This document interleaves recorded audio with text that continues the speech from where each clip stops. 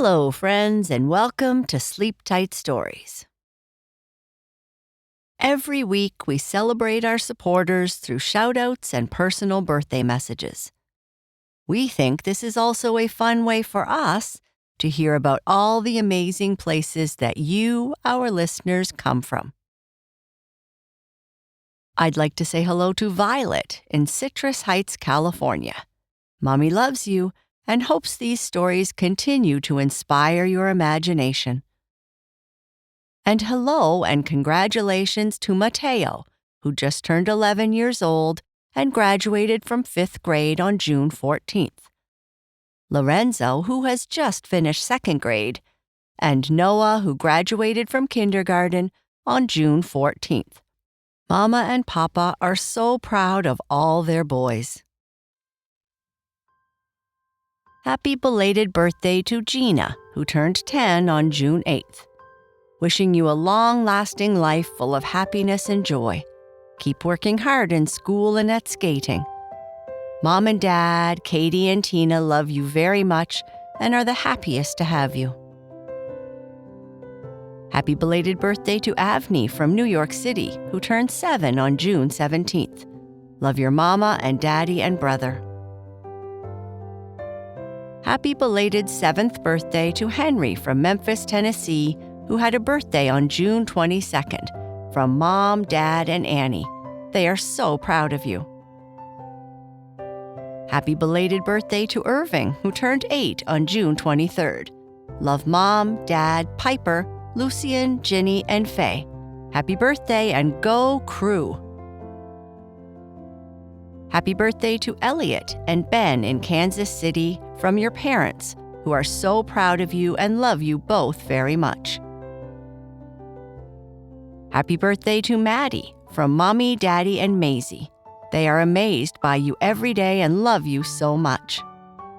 Happy birthday, Elena Ivy. You're 9. Mommy and Daddy love you. Bernice told Mommy she thinks you're super cool. Happy birthday to Ginny, who was turning 6 on June 25th. Sam and Mom love you very much. Happy 9th birthday to Grace from Calgary, Alberta on June 25th. Love Mom, Dad, Nana, Chewy, and Olaf. They are so proud of all that you have accomplished this year. Summer vacation is almost here. Happy 7th birthday to Ruby from Texas on June 27th. Love Mama, Daddy, and Amelia. Happy birthday to Tova, who is turning 4 on June 29th. And happy birthday to Greta from Minnesota, who is turning 7 on July 1st. Your family and friends love you so much and think you are so special. Happy birthday to you all.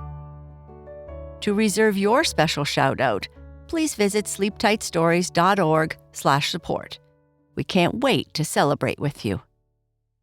Now, on to our story.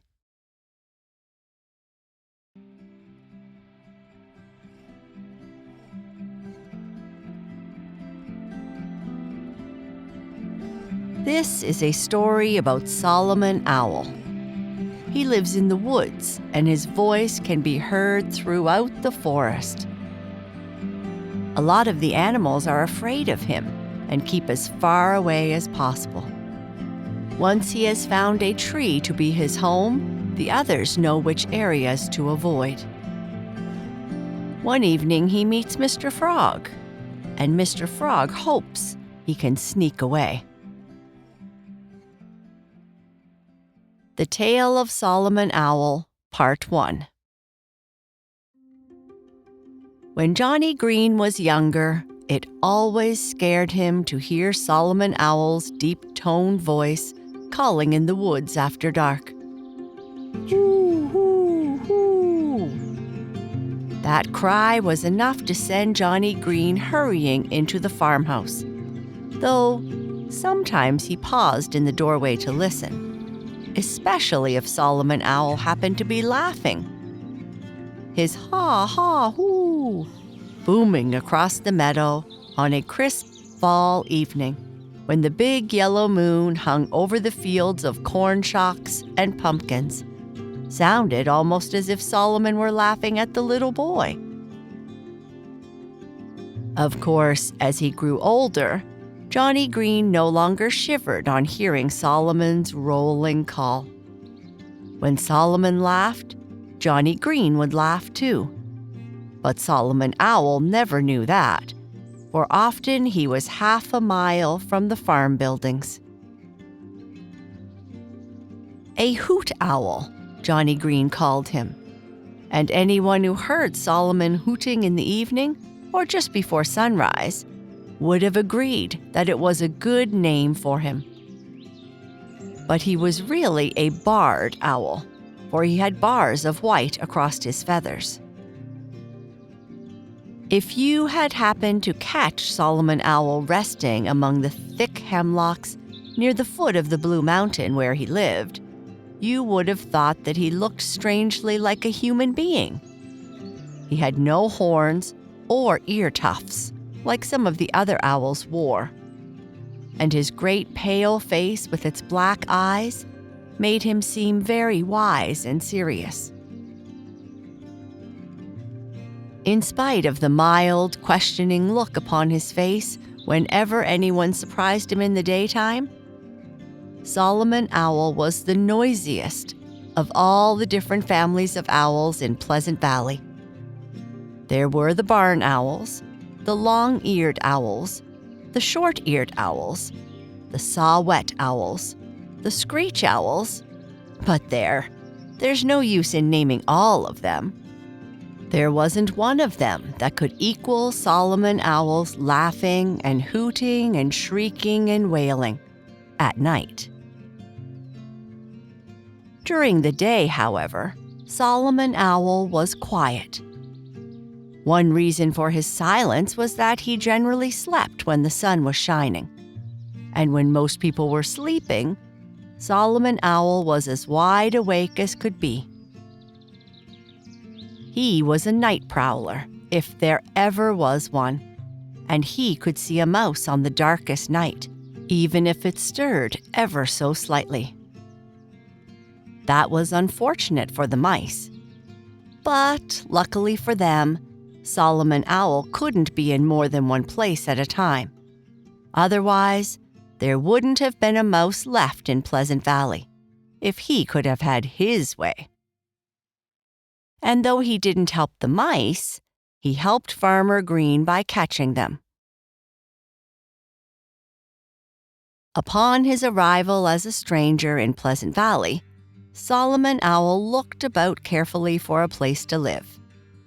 What he really wanted was a good, dark hole, for he thought that sunshine was very dismal. Though he was willing to change himself enough to suit anyone, when it came to hunting, Solomon Owl did not like to work. He was no busy nest builder like Rusty Wren. In his search for a house, he looked several times at the home of old Mr. Crow. If it had suited him better, Solomon would not have hesitated to take it, but it was altogether too light for him. That was lucky for old Mr. Crow, and he knew it too. He had noticed that Solomon Owl was hanging around the neighborhood, and several times he caught Solomon examining his nest. But Mr. Crow did not have to worry long, for as it happened, Solomon Owl finally found exactly what he wanted. In an old, hollow hemlock, he came across a cozy, dark cavity. As soon as he saw it, he knew that it was the very thing, so he moved in at once. And except for the time that he spent in the meadow, he lived there for a good many years. Once, Fatty Raccoon thought he would drive Solomon out of his snug house and live in it himself. But he soon changed his mind, as Solomon Owl had sharp, strong claws and a sharp, strong beak as well, which curled over his face in a hook. It was really a good thing for Solomon Owl the disagreement he had with Fatty Raccoon, for afterward, his neighbors seldom troubled him, except when Jasper Jay brought a crowd of his noisy friends to tease Solomon, or Reddy Woodpecker annoyed him by rapping on his door when he was asleep. But those rowdy animals always took care to stay out of Solomon's reach.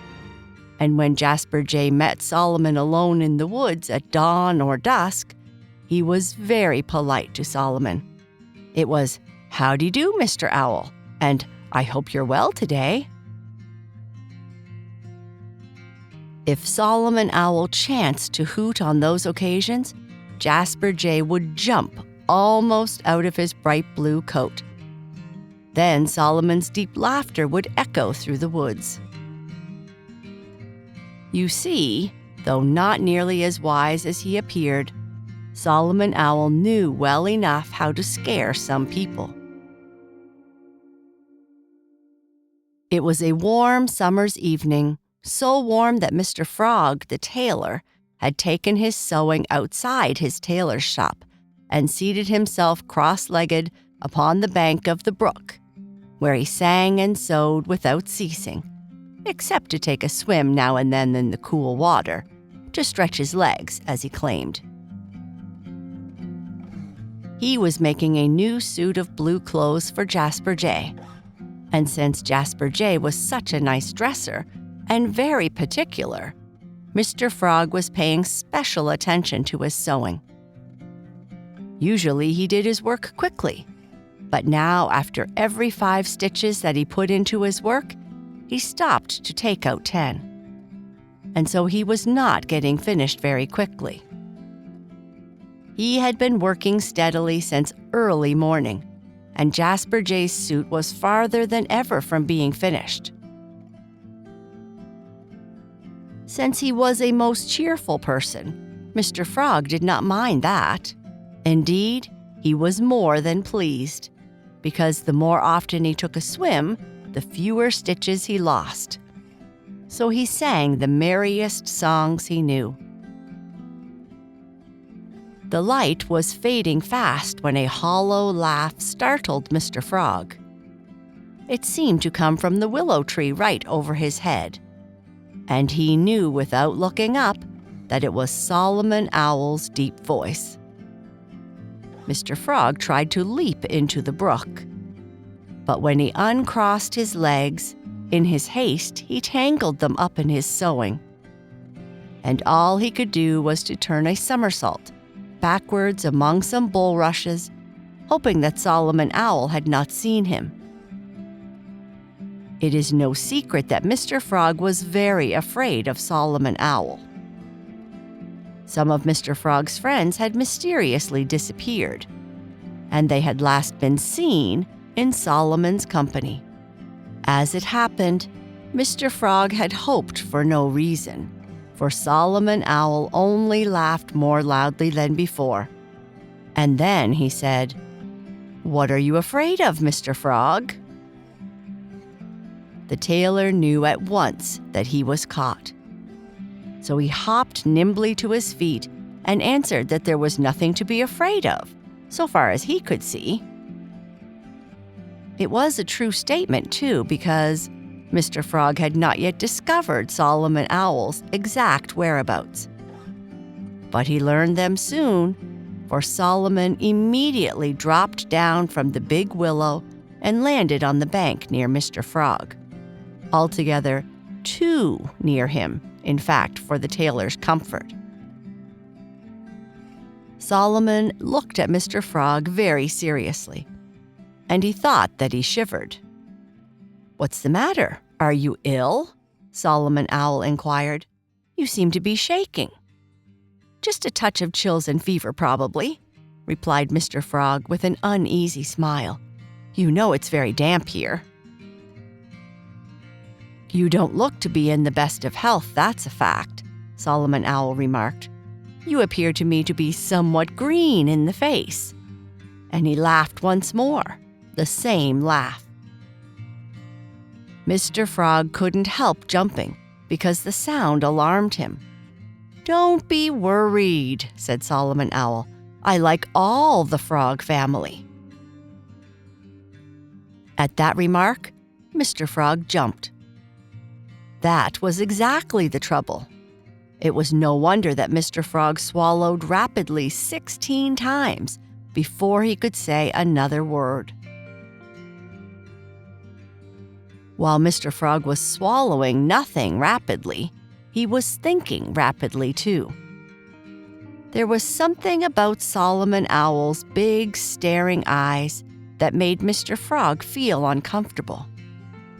And if he had thought he had any chance of escaping, he would have dove into the brook and swam under the bank.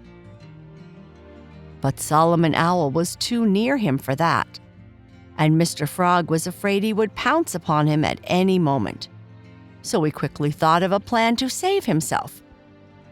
"No doubt," he began, but Solomon Owl interrupted him. "There," cried Solomon, "you can speak after all. I thought you had swallowed your tongue, and I was just waiting to see what you would do next."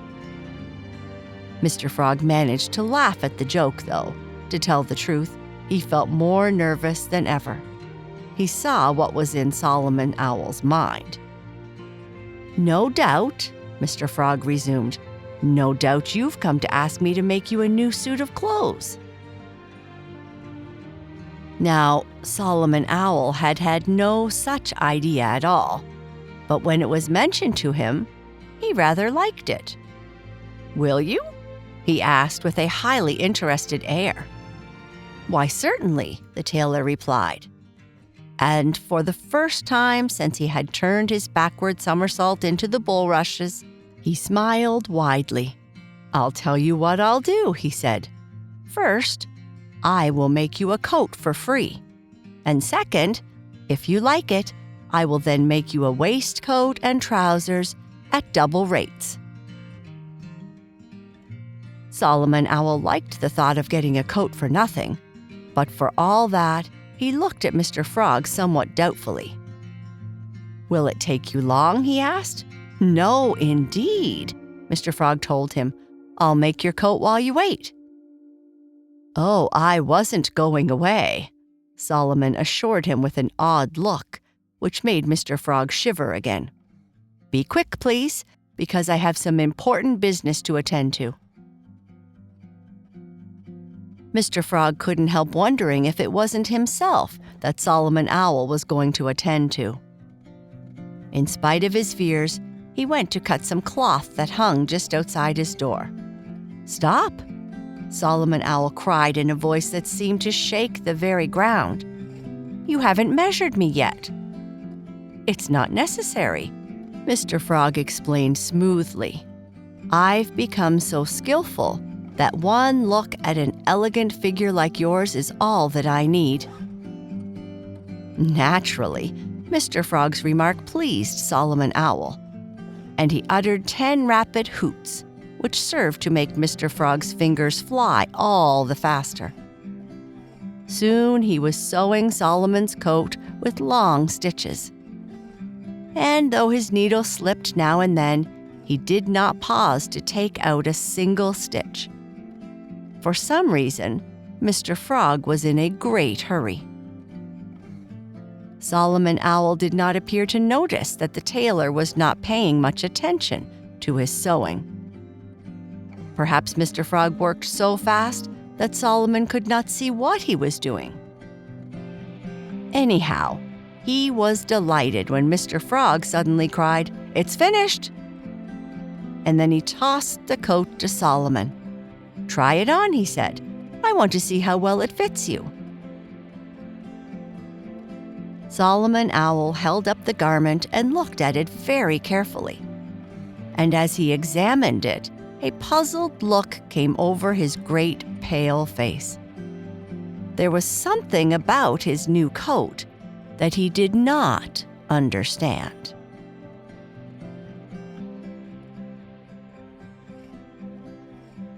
And that is the end of this part. Good night. Sleep tight.